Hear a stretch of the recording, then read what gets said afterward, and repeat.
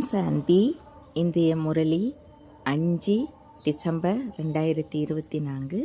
பாப்தாதா மதுபன். இனிய குழந்தைகளே, உங்களுக்கு என்ன ஞானம் கிடைத்தாலும் அதை பற்றி சிந்தனை செய்யுங்கள். ஞானத்தை கடைந்தால்தான் அமிர்தம் வெளிப்படும்.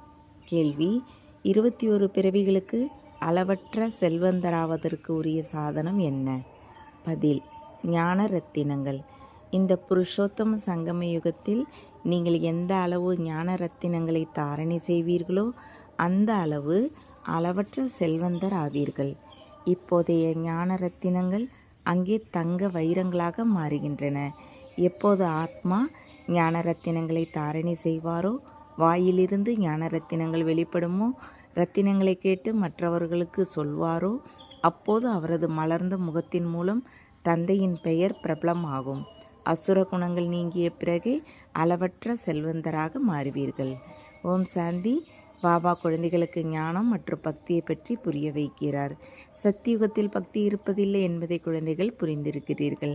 சத்தியுகத்தில் ஞானமும் கிடைப்பதில்லை. கிருஷ்ணர் பக்தியும் செய்வதில்லை, ஞான முரளியும் வாசிப்பதில்லை. முரளி என்றால் ஞானம் கொடுப்பது. முரளியில் மந்திரம் உள்ளது என பாடப்படுகிறது. எனவே ஏதாவது மந்திரம் இருக்கும் இல்லையா? வெறும் புல்லாங்குழல் வாசிப்பது பொதுவான விஷயம். பக்ரி மனிதர்களும் புல்லாங்குழல் வாசிக்கிறார்கள். இவருடையதில் ஞான மந்திரம் இருக்கிறது. அஞ்ஞானத்தை மந்திரம் என்று சொல்வதில்லை. கிருஷ்ணர் முரளி வாசித்ததாக மனிதர்கள் நினைக்கிறார்கள். அவருக்கு நிறைய புகழ் பாடுகிறார்கள். கிருஷ்ணரோ தேவராக இருந்தார் என்று தந்தை சொல்கிறார். மனிதரிலிருந்து தேவராகவும் தேவரிலிருந்து மனிதராகவும் மாறுவது நடந்து கொண்டே இருக்கிறது. தேவ உலகமும் இருக்கிறது, மனித உலகமும் இருக்கிறது. இந்த ஞானத்தின் மூலமாக மனிதரிலிருந்து தேவராக மாறுகிறார்கள்.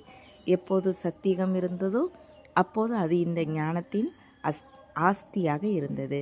சத்தியுகத்தில் பக்தி இருப்பதில்லை. தேவர்கள் எப்போது மனிதர்களாக மாறுகிறார்களோ அப்போது பக்தி ஆரம்பமாகிறது. மனிதர்களை விகாரிகள் என்று தேவர்களை விகாரமற்றவர்கள் என்றும் சொல்கிறார்கள். தேவலோகத்தை தூய்மையான உலகம் என்றும் சொல்கிறார்கள். இப்போது நீங்கள் மனிதரிலிருந்து தேவராக மாறிக்கொண்டிருக்கிறீர்கள். பிறகு தேவர்களிடமிருந்து இந்த ஞானம் இருப்பது இல்லை. தேவர்கள் சத்கதியில் இருக்கிறார்கள். துர்கதியில் இருப்பவருக்கே ஞானம் தேவைப்படுகிறது.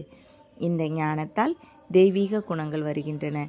ஞானத்தை தாரணை செய்பவர்களின் நடத்தை தேவரைப் போல இருக்கிறது. குறைந்த தாரணை செய்பவர்களின் நடத்தை கலப்படமாக இருக்கிறது. அதை அசுர நடத்தை என்று சொல்ல மாட்டார்கள். தாரணை செய்யாதவரை எனது குழந்தை என்று எப்படி சொல்வது?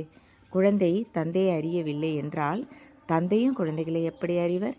எவ்வளவு கெட்ட கெட்ட வார்த்தைகளால் தந்தையை திட்டுகிறார்கள். பகவானை திட்டுவது எவ்வளவு கெட்டதாக இருக்கிறது. பிறகு அவர்கள் எப்போது பிராமணர்கள் ஆகிறார்களோ அப்போது திட்டுவது நின்று விடுகிறது. எனவே இந்த ஞானத்தை சிந்தனை செய்ய வேண்டும். மாணவர்கள் ஞான சிந்தனை செய்து ஞானத்தின் உன்னத நிலைக்கு போகிறார்கள். உங்களுக்கு இந்த ஞானம் கிடைக்கிறது. அதை பற்றி தான் சிந்தனை செய்வதன் மூலம் அமிர்தம் வெளிப்படும். ஞான சிந்தனை செய்யவில்லை என்றால் எந்த சிந்தனை இருக்கும்? அசுர சிந்தனை இருக்கும். அதிலிருந்து குப்பைகளே வெளிப்படும். இப்பொழுது நீங்கள் ஈஸ்வரிய மாணவர்களாக இருக்கிறீர்கள். மனிதர்களிலிருந்து தேவராகும் படிப்பை தந்தை கற்பிக்கிறார் என்பதை அறிந்திருக்கிறீர்கள். தேவர்கள் கல்வி கற்பிக்க மாட்டார்கள். தேவர்களை ஒருபோதும் ஞான கடல் என்று சொல்ல மாட்டார்கள். தந்தையே ஞானக்கடலாக இருக்கிறார். எனவே நம்மிடம் இருப்பதெல்லாம் தெய்வீக குணங்களாக இருக்கின்றனவா என்று தன்னை கேட்க வேண்டும். ஒருவேளை அசுர குணங்கள் இருந்தால் அவற்றை நீக்கிவிட வேண்டும். அப்போதே தேவராக மாற முடியும். இப்போது நீங்கள் புருஷோத்தம சங்கம யுகத்தில் இருக்கிறீர்கள். புருஷோத்தமராக மாறிக்கொண்டு இருப்பதால் வாயு மண்டலமும் மிக நல்லதாக இருக்க வேண்டும். சீச்சி விஷயங்கள் வாயிலிருந்து வெளிவரக்கூடாது. இல்லை என்றால் குறைந்த பதவிக்கு ஏற்றவர் என்று சொல்வார்கள். அது வாயு மண்டலத்தின் மூலம் உடனே தெரிந்துவிடும். வாயிலிருந்து துக்கம் தரக்கூடிய வார்த்தைகளே வெளிப்படுகின்றன. குழந்தைகள், நீங்கள் தந்தையின் பெயரை பிரபலமாக்க வேண்டும். உங்கள் முகம் எப்போதும் மகிழ்ச்சியாக இருக்க வைக்க வேண்டும். வாயிலிருந்து எப்போதும் ரத்தினங்களே வெளிப்பட வேண்டும். இந்த லட்சுமி நாராயணர் எவ்வளவு மலர்ந்த முகத்தோடு இருக்கிறார்கள். இவர்களுடைய ஆத்மா ஞான ரத்தினங்களை தாரணை செய்திருக்கிறது. இவர்கள் வாயிலிருந்து ரத்தினங்களை வெளிப்படுத்தினார்கள். ரத்தினங்களையே கேட்டு சொல்லி வந்தார்கள். அதனால் எவ்வளவு மகிழ்ச்சி இருக்க வேண்டும். இப்பொழுது நீங்கள் ஞான ரத்தினங்களை பெறுகிறீர்கள். பின்னர் அவை உண்மையான வைர நகைகளாக மாறிவிடும். நவரத்தினங்களின் மாலை என்பது ஏதோ வைரமணிகளால் செய்யப்பட்ட மாலை கிடையாது. அது சைத்தன்ய ரத்தினங்களின் மாலை. மனிதர்கள் அவற்றை ரத்தினங்கள் என நினைத்து மோதிரம் முதலியவற்றை செய்து அணிந்து கொள்கிறார்கள். ஞான ரத்தினங்களின் மாலை இந்த புருஷோத்தம சங்கம யுகத்தில் மட்டுமே உருவாக்கப்படுகிறது. இந்த ரத்தினங்களே 21 பிறவிகளுக்கு அளவற்ற செல்வந்தராக மாற்றுகிறது. இவற்றை யாரும் திருட முடியாது. இங்கே அணிந்திருந்தால் அதை உடனே களவாடி செல்கிறார்கள். எனவே தன்னை மிக மிக அறிவு நிறைந்தவராக மாற்ற வேண்டும். அசுர குணங்களை அகற்ற வேண்டும். அசுர குணமுடையவர்களின் முகமே அப்படி மாறிவிடுகிறது. கோபத்தில் முகம் சிவக்கிறது. காம விகாரமுடையவர்கள் ஒரேடியாக கருத்த முகமுடையவர்களாக மாறுகிறார்கள். கிருஷ்ணரையும் கருப்பாக காட்டுகிறார்கள் இல்லையா? விகாரங்களின் காரணத்தாலேயே வெள்ளையிலிருந்து கருப்பாக மாறுகிறார்கள். குழந்தைகள், நீங்கள் ஒவ்வொரு விஷயத்தை குறித்தும் ஞான சிந்தனை செய்ய வேண்டும். இந்த கல்வி மிகுந்த செல்வத்தை கொடுக்கும் கல்வியாக இருக்கிறது. விக்டோரியா மகாராணி அமைச்சர் முதலில் மிகவும் ஏழையாக இருந்தார் என்பதை குழந்தைகள் நீங்கள் கேள்விப்பட்டிருக்கக்கூடும். அவர் தெருவிளக்கின் வெளிச்சத்தில் படித்து வந்தார். எனினும் அந்த படிப்பு ஒன்றும் ரத்தினம் கிடையாது. ஞானத்தை படித்து முழுமையான பதவி பெறுகிறார்கள். எனவே படிப்பு காரியத்திற்கு பயன்படுகிறது, பைசா பயன்படுவது இல்லை. கல்வியே செல்வமாக இருக்கிறது. அது எல்லைக்கு உட்பட்டது. இது எல்லையற்ற செல்வமாக இருக்கிறது. தந்தை நமக்கு பாடம் கற்பித்து உலகத்திற்கு அதிபதியாக ஆக்குகிறார் என்பதை இப்பொழுது நீங்கள் புரிந்திருக்கிறீர்கள். அங்கே பணம் சம்பாதிக்கும் கல்வி பயில்வதில்லை. இங்கே செய்த முயற்சியின் அடிப்படையில் அளவற்ற செல்வம் அங்கு கிடைக்கும். செல்வம் அழிவற்றதாக மாறிவிடுகிறது. தேவர்களிடம் நிறைய செல்வம் இருந்தது. பிறகு எப்போது பாவப்பாதையில் ராவண ராஜ்யத்துக்கு வருகிறார்களோ அப்போதும் எவ்வளவு செல்வம் இருந்தது, எத்தனை கோவில்களை கட்டினார்கள். பிறகு பின்னாட்களில் முஸ்லீம்கள் கொள்ளையடித்து சென்றார்கள். எவ்வளவு பெரிய செல்வந்தர்களாக இருந்தார்கள். இன்றைய கால கல்வியின் மூலமாக அவ்வளவு பெரிய செல்வந்தராக மாற முடியாது. எனவே இந்த கல்வியின் மூலமாக மனிதர்கள் என்னவாகிறார்கள் என்பதை பாருங்கள். ஏழையிலிருந்து செல்வந்தர்களாக மாறுகிறார்கள். இப்பொழுது பாரதம் எவ்வளவு ஏழையாக இருந்தது என்பதை பாருங்கள். பெயரளவில் யார் செல்வந்தர்களாக இருக்கிறார்களோ அவர்களுக்கும் நேரம் இருப்பதில்லை.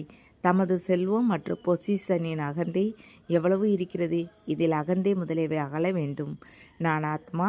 ஆத்மாவின் செல்வ வளங்கள் வைர நகைகள் போன்ற எதையும் இருப்பதில்லை. இனிமையான குழந்தைகளை, உடல் உட்பட உடலின் அனைத்து சம்பந்தங்களையும் விட்டுவிடுங்கள் என்று தந்தை சொல்கிறார். ஆத்மா உடலை விட்டுவிட்டால் பிறகு செல்வ நிலை எல்லாம் இல்லாமல் போகிறது. பிறகு எப்போது புதிதாக படித்து செல்வத்தை சம்பாதிப்பாரோ அப்போதே செல்வந்தர் ஆவார். அல்லது நல்லபடியாக தானம் புண்ணியம் செய்திருந்தால் செல்வந்தரின் வீட்டில் பிறவி எடுப்பார். இது முந்தைய கர்மத்தின் பலன் என்று சொல்கிறார்கள். ஞானம் தானம் கொடுத்தால் அல்லது கல்லூரி, தர்மசாலை போன்றவற்றை ஏற்படுத்தினால் அதற்குரிய பலன் கிடைக்கிறது. ஆனால் அது அற்ப காலத்திற்கு மட்டும் கிடைக்கிறது. இந்த தான புண்ணியம் போன்றவற்றை இங்கேதான் செய்கிறார்கள். சத்தியுகத்தில் செய்வது இல்லை. சத்தியுகத்தில் கர்மங்கள் எல்லாம் நல்லதாகவே இருக்கும். ஏனென்றால் அது தற்சமயம் செய்த செயலுக்கு கிடைத்த ஆஸ்தியாக இருக்கிறது. அங்கே எந்த கர்மமும் கெட்டதாக இருக்காது. ஏனென்றால் அங்கு ராவணனே இருப்பதில்லை. விகாரங்களில் ஈடுபடுவதால் கெட்ட செயலாக மாறுகிறது. விகாரத்தால் கெட்ட செயல் நடக்கிறது. சொர்க்கத்தில் கெட்ட செயல் எதுவும் நடப்பது இல்லை. அனைத்திற்கும் கர்மமே ஆதாரமாக இருக்கிறது. இங்கு மாயா ராவணன் அவகுண உடையவராக மாற்றுகிறான். தந்தை வந்து அனைத்து குணங்களும் நிறைந்தவராக மாற்றுகிறார். ராம வம்சத்தாருக்கும் ராவண வம்சத்தாருக்கும் யுத்தம் நடக்கிறது. நீங்கள் ராமரின் குழந்தைகளாக இருக்கிறீர்கள்.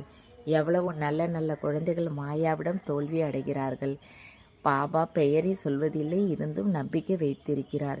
மிக மிக தாழ்ந்தவர்களையும் அவர் கரை சேர்க்க வேண்டியிருக்கிறது. தந்தை முழு உலகையும் கரை சேர்க்க வேண்டியவராக இருக்கிறார். ராவண ராஜ்யத்தில் அனைவரும் தாழ்ந்த நிலையை அடைந்து விடுகிறார்கள். தப்பிக்கவும் தப்ப வைக்கவும் உகந்த உத்திகளை தினந்தோறும் தந்தை புரிய வைத்து கொண்டே இருக்கிறார். இருந்தும் கீழே விழுந்தால் தாழ்ந்ததிலும் தாழ்ந்த நிலைக்கு சென்று விடுகிறார்கள். அவர்களால் பிறகு அவ்வளவு மேலே போக முடியாது. அப்படி செய்த தாழ்ந்த செயல் மனதை உறுத்தி கொண்டே இருக்கிறது. கடைசி காலத்தில் யார் மனைவியை நினைப்பாரோ என்று சொல்கிறார்கள் இல்லையா? அப்படி அவர்கள் புத்தியில் செய்த தீய செயல்களை நினைவிற்கு வந்து கொண்டே இருக்கும். எனவே தந்தை அமர்ந்து குழந்தைகளுக்கு புரிய வைக்கிறார். உலக சக்கரம் எப்படி சுழல்கிறது என்பதை ஒவ்வொரு கல்பமும் நீங்கள் கேட்கிறீர்கள். விலங்குகள் அதை தெரிந்து கொள்ளாது நீங்களே கேட்கவும் புரிந்து கொள்ளவும் செய்கிறீர்கள். மனிதர்களே, இந்த லட்சுமி நாராயணருக்கும் காது மூக்கு போன்ற எல்லாம் இருக்கின்றன. இருந்தும் மனிதர்களாகவே இருக்கிறார்கள். எனினும் தெய்வீக குணங்கள் உடையவர்களாக இருக்கிறார்கள். எனவே அவர்களை தேவர்கள் என்று சொல்கிறார்கள். இவர்கள் அப்படிப்பட்ட தேவர்களாக எப்படி ஆகிறார்கள், பிறகு எப்படி விழுகிறார்கள் என்ற சக்கரம் உங்களுக்கு மட்டுமே தெரியும். யார் ஞான சிந்தனை செய்து கொண்டே இருப்பாரோ அவருக்கு மட்டுமே தாரணை ஏற்படும். யார் ஞான சிந்தனை செய்வது இல்லையோ அவரை முட்டாள் என்று சொல்வார்கள். இந்த தலைப்பில் இன்ன விஷயங்களை விளக்க வேண்டும் என்று முரளி நடத்துபவருக்கு ஞான சிந்தனை ஓடிக்கொண்டே இருக்கிறது. இப்போது புரிந்து கொள்ளவில்லை என்றாலும் வருகாலங்களில் நிச்சயம் புரிந்து கொள்வார்கள் என்று நம்பிக்கை வைக்கப்படுகிறது. நம்பிக்கை கொள்வது என்றால் சேவை செய்ய ஆர்வம் கொள்வது, களைத்து போகாமல் இருப்பது. ஒருவர் ஞானத்தால் உயர்ந்த நிலையை பெற்ற பிறகு கெட்டுவிட்டார் என்று வைத்துக்கொள்வோம். அவர் வந்தால் அன்போடு அமர வைப்பீர்கள் இல்லையா, அல்லது வெளியே போக சொல்வீர்களா? இவ்வளவு நாட்கள் இங்கே இருந்தீர்கள், ஏன் வரவில்லை என்று நலம் விசாரிக்க வேண்டும். அப்போது மாயாவிடம் தோற்றுவிட்டேன் என்று சொல்வார். ஞானம் மிக நன்றாக இருக்கிறது என்பதை புரிந்து கொள்ளவும் செய்கிறார்கள். நினைவுகள் இருக்கும் இல்லையா, பக்தியில் வெற்றி தோல்வி பெற்றதற்கான விஷயமே இல்லை. இது ஞானம். இதை தாரணை செய்ய வேண்டும். நீங்கள் எதுவரை பிராமணராக மாறவில்லையோ அதுவரை நீங்கள் தேவராக மாற முடியாது. கிறிஸ்தவர்கள், பௌத்தர்கள், பாரசீகர்கள் போன்றோரில் பிராமணர்கள் என்று யாரும் இருப்பதில்லை. பிராமணர்களில் குழந்தைகளே பிராமணர்கள் ஆகிறார்கள். இந்த விஷயங்கள் எல்லாம் இப்போது நீங்கள் புரிந்து கொள்கிறீர்கள்.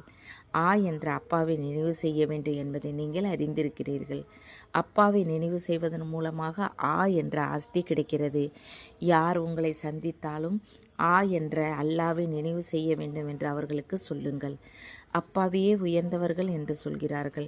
விரல் மூலமாக அல்லாவின் பக்கம் சைகை காட்டுகிறார்கள். மிக நேர்மையாக இருப்பவர் அப்பாவை ஒன்று என்றும் சொல்கிறார். ஒரே ஒரு பகவான், மற்ற எல்லோரும் குழந்தைகள். தந்தையை அப்பா என்று சொல்கிறார்கள். தந்தை ஞானமும் தருகிறார், தமது குழந்தையாகவும் மாற்றுகிறார். எனவே குழந்தைகள், நீங்கள் எவ்வளவு மகிழ்ச்சியில் இருக்க வேண்டும். தந்தை நமக்கு எவ்வளவு சேவை செய்கிறார், உலகிற்கு அதிபதியாக மாற்றுகிறார். பிறகு அவர் அந்த பவித்திர உலகிற்கு வருவதும் இல்லை. தூய்மையான உலகிற்கு அவரை யாரும் அழைப்பதும் இல்லை. அழுக்கான உலகத்திலேயே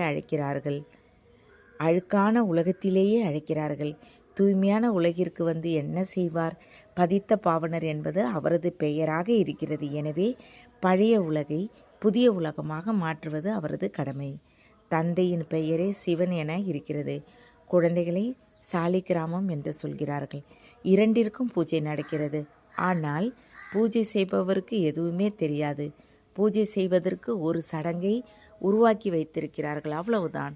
தேவியருக்கும் முதல் தரமான வைர முத்துக்களால் மாளிகை முதலியவைகளை உருவாக்குகிறார்கள், பூஜை செய்கிறார்கள். அவர்கள் மண்ணாலான லிங்கத்தை உருவாக்கி உடைத்து விடுகிறார்கள். அதை உருவாக்க அதிக உழைப்பு தேவைப்படுவது இல்லை. தேவிகளை உருவாக்க உழைப்பு தேவைப்படுகிறது.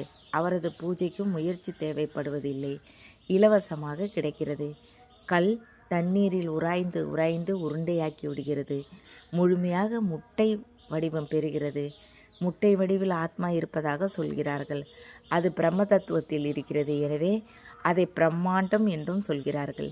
நீங்கள் பிரம்மாண்டத்திற்கும் உலகத்திற்கும் அதிபதி ஆகிறீர்கள். எனவே முதலில் ஒரு தந்தை பற்றிய விளக்கத்தை கொடுக்க வேண்டும். சிவனை தந்தை என்று சொல்லி அனைவருக்கும் நினைவு செய்கிறார்கள். அது பிரம்மாவையும் தந்தை என்று சொல்கிறார்கள். பிரஜா பிதா என்றால் அனைத்து பிரஜைகளுக்கும் தந்தையாக இருப்பவர். Great grandfather. இந்த ஞானம் எல்லாம் இப்பொழுது குழந்தைகள் உங்களிடம் இருக்கிறது. பிரஜா பிதா பிரம்மா என்று பலர் சொல்கிறார்கள். ஆனால் சரியானபடி அறிந்தவர் யாரும் இல்லை. பிரம்மா யாருடைய குழந்தையாக இருக்கிறார்? அவர் பரமபிதா பரமாத்மாவின் குழந்தையாக இருக்கிறார் என்று நீங்கள் சொல்வீர்கள். சிவபாபா இப்போது தத்தெடுத்து இருக்கிறார். இவர் உடல் உடையவராக இருக்கிறார். இறைவனுக்கு அனைவரும் குழந்தைகளாக இருக்கிறார்கள். பிறகு எப்போது உடல் கிடைக்கிறதோ அப்போது பிரஜாபிதா பிரம்மாவின் தத்தெடுப்பு என்று சொல்கிறார்கள். அது தத்து கிடையாது. ஆத்மாக்களை பரமபிதா பரமாத்மா தத்து எடுக்கிறாரா என்ன? இல்லை, உங்களை தத்தெடுத்து இருக்கிறார். இப்பொழுது நீங்கள் பிரம்மா குமாரிகளாக இருக்கிறீர்கள். சிவபாபா தத்தெடுப்பதில்லை. அனைத்து ஆத்மாக்களும் முதலும் முடிவும் இல்லாதவர்களாக, அழியாதவர்களாக இருக்கிறார்கள். அனைத்து ஆத்மாக்களுக்கும் அவரவர் உடல் இருக்கிறது. அவரவர் பாகம் கிடைத்திருக்கிறது. அதை நடித்தே தீர வேண்டும். இந்த பாகம் முதலும் முடிவும் இல்லாமல் அழியாமல் பரம்பரையாக நடந்து கொண்டு இருக்கிறது. இதற்கு முதலும் முடிவும் கிடையாது என்று சொல்லப்படுகிறது. நல்லது. இனிமையிலும் இனிமையான காணாமல் போய் கண்டெடுக்கப்பட்ட செல்ல குழந்தைகளுக்கு தாய் தந்தை பாப்தாதாவின் அன்பு நினைவுகள் மற்றும் காலை வணக்கம். ஆன்மீக குழந்தைகளுக்கு ஆன்மீக தந்தையின் நமஸ்காரம். ஆன்மீக தந்தைக்கு ஆன்மீக குழந்தைகளின் அன்பு நினைவுகள் மற்றும் நமஸ்காரம். தாரணைக்கான முக்கிய சாரம்: 1. தனது செல்வம், அந்தஸ்து போன்றவற்றின் அகந்தையை அகற்ற வேண்டும். அழியாத ஞான செல்வத்தால் தன்னை அளவற்ற செல்வந்தராக மாற்ற வேண்டும். சேவையில் ஒருபோதும் களைத்து போகக்கூடாது. 2. வாயுமண்டலத்தை எப்போதும் நன்றாக வைத்திருக்க வாயிலிருந்து எப்பொழுதும் ரத்தினங்களே வெளிப்பட வேண்டும். துக்கம் தரும் வார்த்தைகள் வெளிப்படக்கூடாது என்பதில் கவனம் வைக்க வேண்டும். மலர்ந்த முகத்தோடு இருக்க வேண்டும். வரதானம்: எப்படிப்பட்ட வாயுமண்டலத்திலும் மனம் புத்தியை ஒரு நொடியில் ஒருமுகப்படுத்தும் அனைத்து சக்திகளும் நிறைந்தவர் ஆகுக. பாப்தாதா அனைத்து குழந்தைகளுக்கும் அனைத்து சக்திகளையும் ஆஸ்தியாக கொடுத்திருக்கிறார். மனம் புத்தியை எங்கே ஈடுபடுத்த வேண்டுமோ அங்கே ஈடுபடுத்துவதே நினைவு சக்தியின் அர்த்தமாக இருக்கிறது. எப்படிப்பட்ட வாயுமண்டலத்திற்கு நடுவிலும் உங்கள் மனம் புத்தியை நொடியில் ஒருமுகப்படுத்துங்கள்.